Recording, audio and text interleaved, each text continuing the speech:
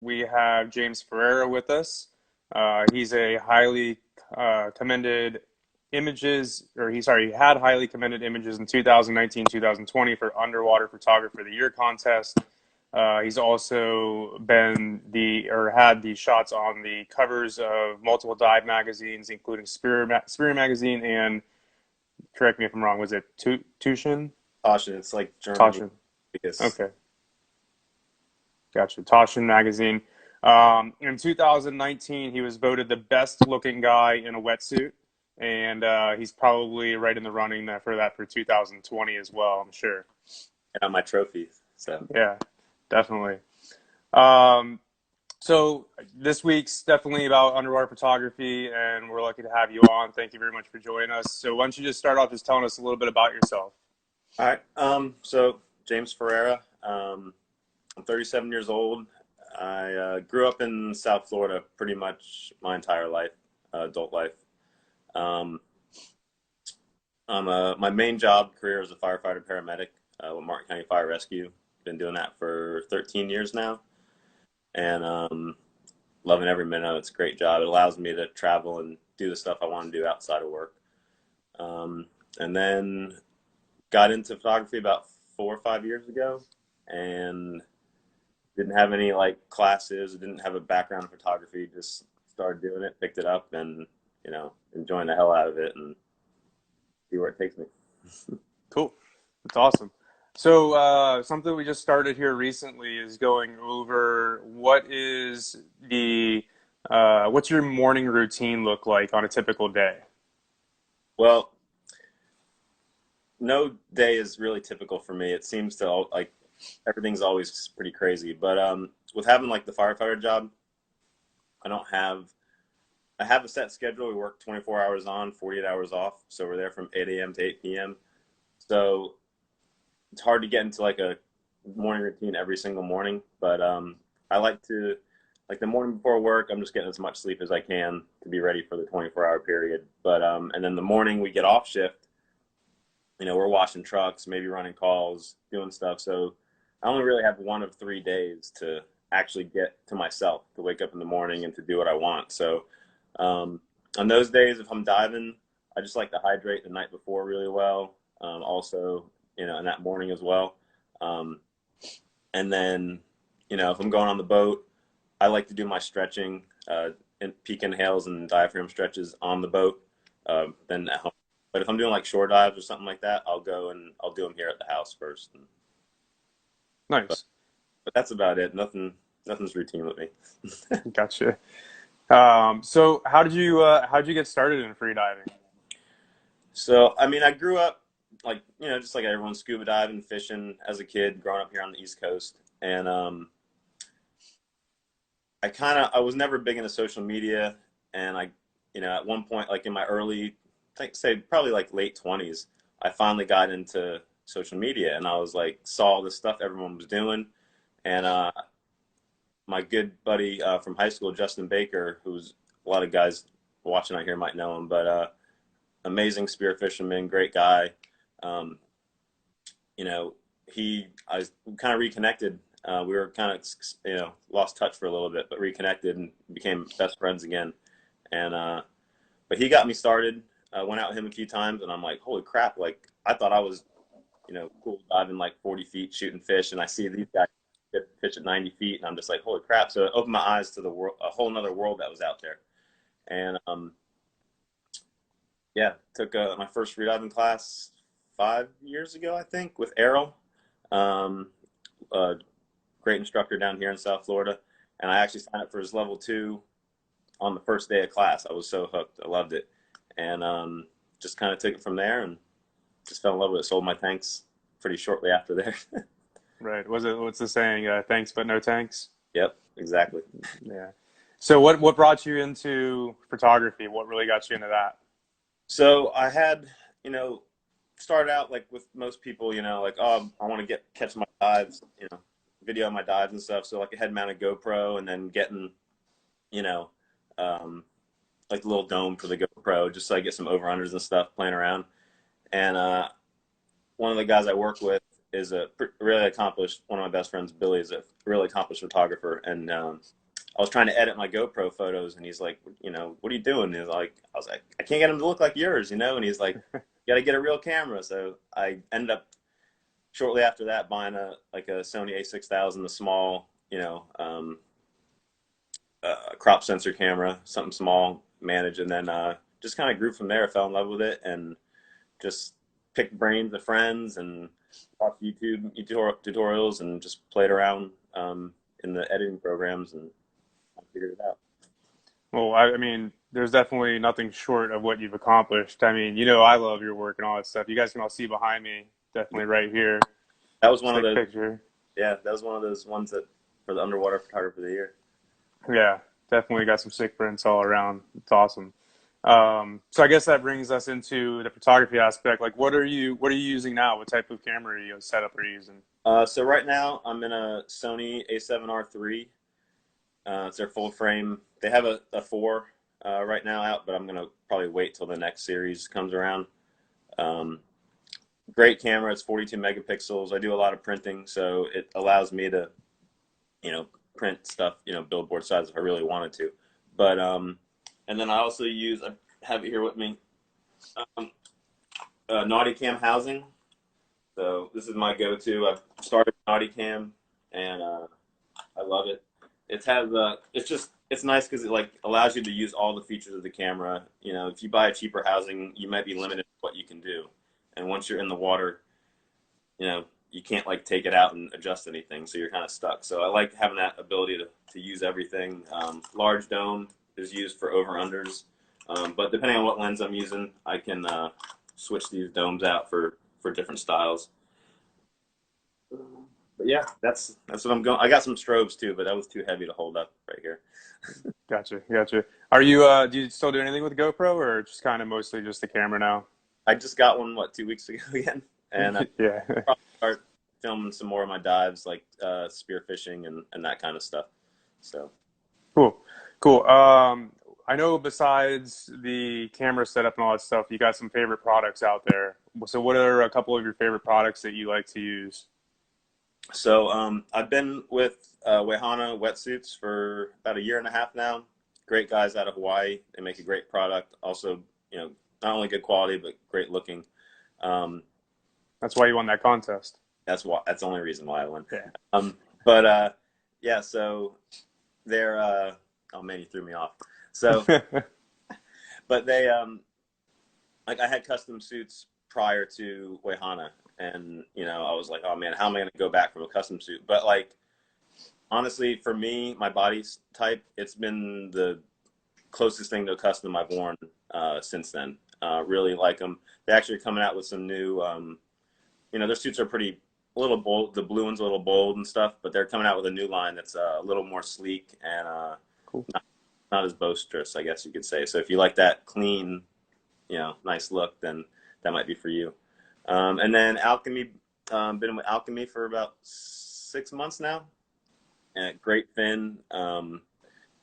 They're coming out with some cool stuff. They have their normal blade, they have their straight blades, they have their angled blades, um, and then they also just came out with a spearfishing blade, which is supposed to, from what I'm not a techie guy, but they I guess when your form breaks down in spearfishing, because you're not like textbook freediving form, Sure. supposed to perform better in that situation, so it's made for that. And then they also came out, which I think is really cool, been waiting for this for a while, is a shorter fin. It's maybe like 60% of the length of a normal fin. So it's great for traveling. You can stick it in your carry-on. You can uh, like even like if you're going to the springs or just doing like a beach dive, you don't want to be kicking up sand and you don't need all the the cumbersomeness of a long fin. It's a great little option to have. So Yeah, I saw that. Is that the Pro series? yeah, the V330 Pro. Yeah, I've seen those. Those look pretty sick. Yeah, Those things are cool. Cool. So, what are some tips that you could give, I guess, for maybe like that beginning photographer or someone that's kind of getting into it or just looking to kind of, progress their photography? I think so. I think what I learned with like being a spear fisherman prior to photography I learned to, hunt and be smooth and methodical in my motions and try to be stealthy. I think the same uh, points go to photography as well. You're shooting, if you're shooting a person, yeah, it doesn't matter. But like if you're shooting wildlife or whatever, underwater wildlife, yeah, it totally makes a difference. If you see, a little sea turtle and you go sprinting over to it, it's just going to swim off and you're never going to see it again. But like I'll spend 10 minutes sometimes hovering above that turtle, waiting for it to get comfortable with me. And I'll make a couple slow dives and like, I might not even swim up to him. I might just stay like 10, 20 feet away from him and let him get comfortable.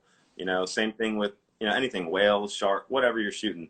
I think it's people get too excited and they like rush over to stuff. Just like when you're spearing a fish, you see it, oh, I haven't seen a mutton that big ever, and you haul ass over to it and it fucking spooks. Like, sorry, I'm not being cussed, but That's fun. yeah, the same principle applies. So I think that's a huge thing: is stay calm, and the closer you can get to your subject, the better picture you're going to get. Um, that's that. Cool. Cool. Yeah, if you guys have some questions for James, definitely put them in the comments below, and we will. So Sophia's saying, "Hey, don't talk about my mutton hunting skills like that." That's funny. But yeah, definitely put the questions down there, and we'll get some answers for you here. So what's some of the like what's one of the coolest spots that you've been, I guess, for photography wise? Um, so probably 2 years ago, everything's blending together, but like probably 2.5 years ago or so, I went to Dominica for sperm whales. That was incredible. Um, I mean, the guide we went with has been guiding there for 7 years, and he said on our last day of our trip, he said it was the best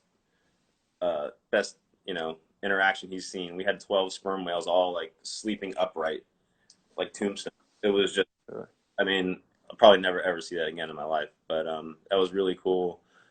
Did some humpbacks in Tonga this past year. First time over there, it was really neat. Like the moms and calves all like interact. It was really neat. And then just did went to Mexico to Socorro Islands, and that was for the manta rays. And I never seen a manta ray underwater before, so that was really neat. And it was a scuba boat, a scuba trip, live aboard, like 9-day trip. But they actually let us free dive, so they were cool about Cool. it because we only, as long as we started free diving, didn't like once we dove a tank, they were like, okay, you can't dive. Obviously, you can't free dive once you dive tanks. But we would stick to free diving as long as the wildlife was shallow enough, and it was awesome. There were That's just cool. 3 or 4 of them just doing that. It was awesome. Yeah, Yeah. that's cool. So surf, hunt, fish. What is God. your after diving cocktail of choice? Sometimes it's White Claw, but no, I like Oh man, favorite. I know White Claws. I know, but it's kind of refreshing after a long day of diving. like a grape juice, I guess. Yeah. Man. So You Nava had- Nomadic. Sorry, go But ahead. no, rum is honestly the my favorite. If I had to really, my Gotcha. man. Gotcha. Nava Nomadic. So any tips for color correcting underwater? I find shallow water pretty easy, but it can be harder for deeper water. So yeah, so shallower the water is, you have more light, so it's going to be more natural to above water environment. But as you go down in the water column, you're going to lose your reds. Are what going to go first. So something you can try is you have your temperature and tint sliders in Lightroom. The one that's, I can't remember which one, I should know, but I just know it's the one underneath. Um, you slide that one more to the right into the reds, and that should help bring back some of that. It'll change that green you kind of get, that hazy green, to more. It'll bring those reds back, and it'll be nicer. That'd be where you can start, and then honestly just play around with the other ones. But that should be a good starting point for you. So is Lightroom basically some of the best software application you could get for editing? Yeah, I mean, and they're both good. Photoshop, Lightroom. Lightroom is Lightroom. There's nothing else after Lightroom. Photoshop has Camera Raw, which is kind of similar to Lightroom, the same kind of settings and whatnot. Um, but Photoshop, if you're gonna, I tinker with Photoshop a little bit, not a ton, but it allows you so much more. Like that's where you become almost like a. Sometimes if you want to be a graphic designer, I mean, you can get super super crazy with it. I just use it for like spot removal and like little things that I don't want to like. I hate particles and crap all in the water, so I'll spend hour to 3 hours sometimes taking little particles out of the Oh, photo. I'm really fond of. that's 2 or 3 hours per image. Sometimes not per, but I mean, if it's a really good one, I've spent 3 hours sitting there and taking stuff out. Yeah. Wow, it's incredible. So Navigomatic, do you ever use a red filter? No, I actually just got one. A little contest thing. That was one of the prizes, and I haven't messed with it yet. I probably will soon because I would like to see, it'd be one less step in the editing afterwards. But I've never actually personally used one before. Gotcha. The only sit here. A good thing is see, I'm always shooting. I'm free dive shooting. I don't know what kind of shooting you're doing, but if you're scuba diving and like, okay, I'm going to be at 50 feet for this entire dive. Well, yeah, I could put a filter on, and the image is going to be good for that depth column. But my photography is sometimes at the surface, sometimes at 60, 80 feet. I don't know that day where I'm going to be shooting, to be honest. So um, I can't commit to a red filter because then my images are going to be, when I get near the surface, are going to be all red and blown out. So I would rather just let the camera do its thing. Sony has a great underwater auto balance or underwater white balance, and I just let it do its thing and I post correct. So that's only if you commit to the filter, you're committed to that for whatever depth column you set it at. Gotcha. So funny question, I guess, but I don't think Janko has a chance at all on this one because you're going to take 2022. But any tips on becoming the next sexiest man in a wetsuit? Ooh, for Janko? Janko, yeah. Ooh, he's a little dainty. I don't know if he could do it, Ooh, ooh, but it's cutting through. he's a good rock climber, so I'll give him that. Gotcha. Um, Michael Wavy, what right speed SD card are you using? Ooh, I should know this. I don't have one near me, but I picked I used the Delkin series of cards, and I used the Power. It's like there's different levels, but it's called the Power, and it's their fastest card. I want to say it's I don't even know the. I'm not very techy, but it's the 300 whatever megabyte speed per second or whatever. So having a Janko. Yeah, like the fastest card is going to be better because especially like with my camera, it can shoot off like 40 something photos in a row when I'm burst shooting, but the faster that card writes, the faster it won't get into its buffer where it sits there and lags. So the faster the card, the better. Gotcha. So Navigomatic, do you ever put weights in your camera to combat the buoyancy? I do. So if you notice here, they're a little like tire, like lead weights that to balance a tire. So I set those on the bottom because even though it's a glass dome, it still wants to, because all the air is up in the top of it, it'll still wants to go this way. So this helps a little bit. And then when I have my strobes, I actually set the float arms because the strobes are like 4 pounds a piece. I think they're heavy. My float arms in the back. So actually, with my strobe set up, it actually sits perfectly in the water column. So I got really lucky with that. Gotcha. It's probably a little bit of tinkering and adjusting and all that as you're. I play with it, and if you have acrylic dome, it's even worse because that's glass is at least a little heavy. The acrylic's super light, so acrylic domes, you're almost screwed with that. Yeah. I gotta say, anytime I see any of those big cameras and someone goes to hand one to me, I almost want to like volunteer. I'm like, nah, just give it to someone else. I don't even want to touch it. Yeah, I've gotten pretty lackadaisical with mine, but I'm sure I'll get burned one of these days. Yeah. So Navigomatic said noted on the Sony. I've been debating between that and the Canon. So I've only had Sony. I can't speak for Canon, and I don't want to knock any brands. I have heard that some of the color correction and video on Canon can be better. I know a couple friends that switched to Canon for the video, but photo wise, and those people said the same thing. Sony for photo wise is hands down the best. The dynamic range where you can pull info out of it. You can do a lot more with it post than the Canon, from what I've heard.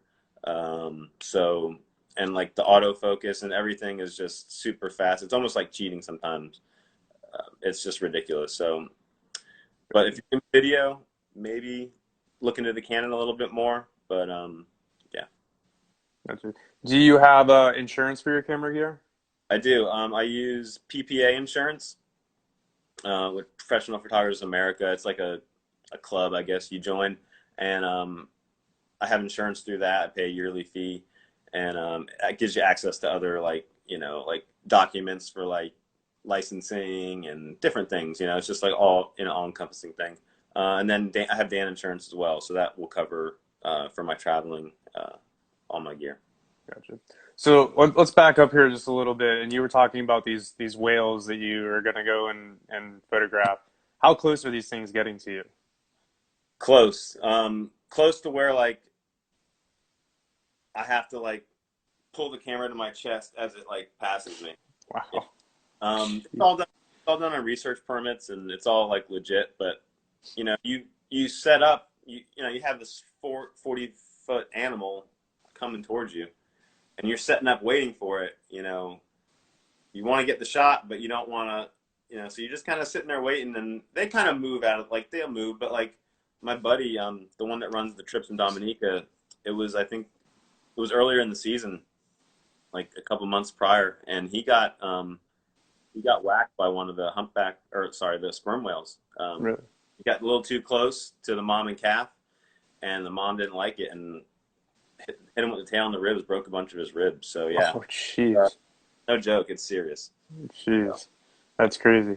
Have you ever had to use your dive insurance or your camera gear insurance before? no, not yet, not yet. Another good thing too, insurance wise, is um, I bought my cameras through Best Buy. They have like you pay $200 for a 3-year warranty or something like that. It's super cheap, and they take it back for anything. I mean, it doesn't matter. Like whatever, dropped it, water, whatever. They hand you a new one pretty much, or if that model's gone, they would give you the money. But it's a great little resource to have. Yeah, that's pretty awesome. You get older or tired of that camera and you want a new one, drops in Yeah, the water. I can't do that morally, but I know people who have. Yeah, I hear you. I hear you. So now, Mac, jealous of the whale experience. Did you have a marine science related degree in college or media or photography? No, I I went to school. I went to college for business. Played baseball. No background in any kind of photography or marine science. I just fell in love with it probably 5 6 years ago, and kind of wish I did now. I wish I knew a little bit more, but try to read up. Another like good thing too is like when you're going to shoot something new or going on a whale, like go and research and learn about these animals that you're shooting. It'll help you with your photography as well. Another good little tip. So talking about that a little bit, you have some crazy shark pictures all over your profile. Like, how did you become comfortable with diving with the sharks, and where did you kind of learn to deal with them and become kind of, I guess, one with them? Yeah. So when I was growing up, I was scared of sharks. I was super scared, and I would, I see a shark, I'd be hauling ass to the boat, like get me out of the water. And my buddy Mike Dornelis, reef hunter, I'll probably know him. He took me on my first like real shark dive, where like you know, at Tiger Beach or whatever, and it just opened my eyes to a whole nother world and seeing how he interacted with them, and just tried to be a student, watching him figure out what he was doing and everything. And it doesn't mean that when I'm spearfishing, I'm like, oh yeah, sharks are cuddly little puppy. No, they're serious. It's nothing to mess around with. I take my spearfishing sharks differently than I do my photography sharks. It's a Sure. whole different animal. But I mean, always got to keep your head on a swivel. Always got to respect them. Watch their body language. Never let your guard down, no matter what you're doing. And I guess no fish is really worth it. Yeah. Um, sorry if I'm mispronouncing the same. F 97. How long had you been shooting before you were able to commit full time? I'm not full time. I have a career as a firefighter paramedic. So that's my main job, and it allows me to travel and dive and do what I want to do. So really, photography is a side business at this point, and then I retire in 12 years. So at that point, I'll be full time photography. That's awesome. So Elise Ryan, do you ever get scared with the sharks? Not anymore. I mean, I did have one really close call last year.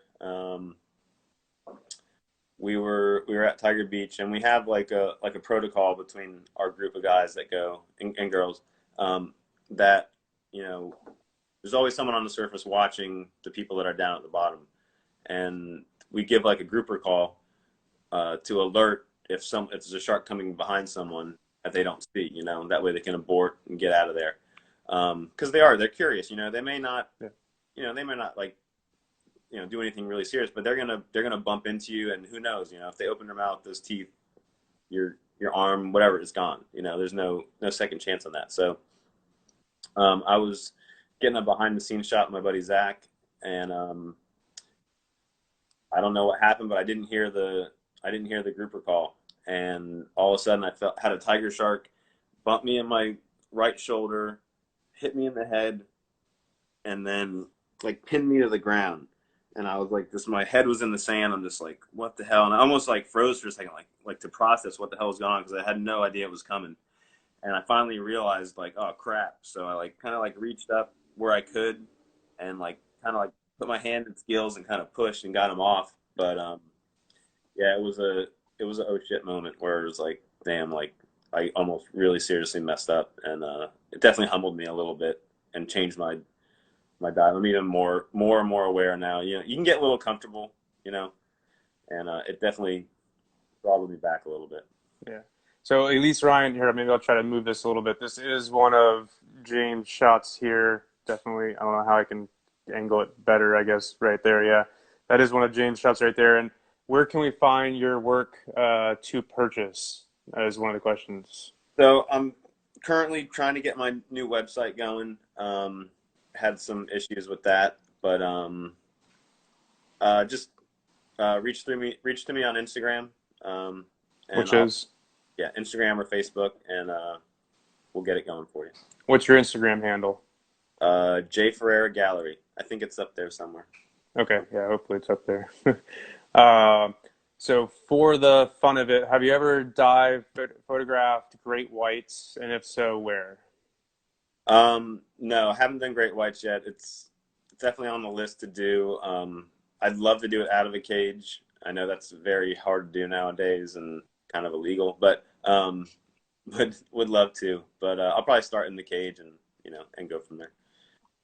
Cool. So Nabokis says, gotta go, but thanks for the info. Someone trying to get into underwater photography with a professional background. It's a bit intimidating. What was the question?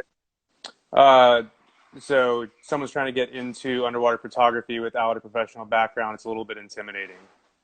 Yeah, I mean, um, I didn't have a professional background either. I just kind of went for it. Luckily I had a career already, so it wasn't like I was trying to, pay the bills with it. So it gave me some time to work on it and play with it. But just get out there. If you want to message me, I can give you some info to get started. If you're have no idea, just really if you're in the beginning of everything, and I can give you some tips. But get out there and shoot as much as you can. I get out there as often as I can, and there's some days where I don't get crap. I might shoot 2,000 photos, and I have like 5 that are worth a damn. Like, just get out there and do it. It's just like anything. Like, anyone who's good at anything does it a lot, and you may not see that in their. You're not with them every day. You don't know that, but those people are putting work in behind the scenes. So you got to do that too. Yeah, everyone's got to start from somewhere. Yeah. Definitely. So yeah, that's it's 6:30 almost, so we're gonna go ahead and wrap up. Stay tuned for next week. We're gonna have Brad from Headhunter on here going over some products. I like Yeah, Brent. that's gonna be cool.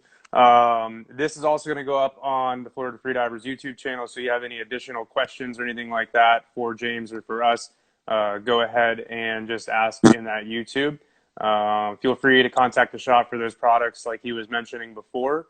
And thank you so much, James, for being a part of our Thursday night session. Yeah, no problem, man. Appreciate you having me. Cool. Absolutely. Have a good night.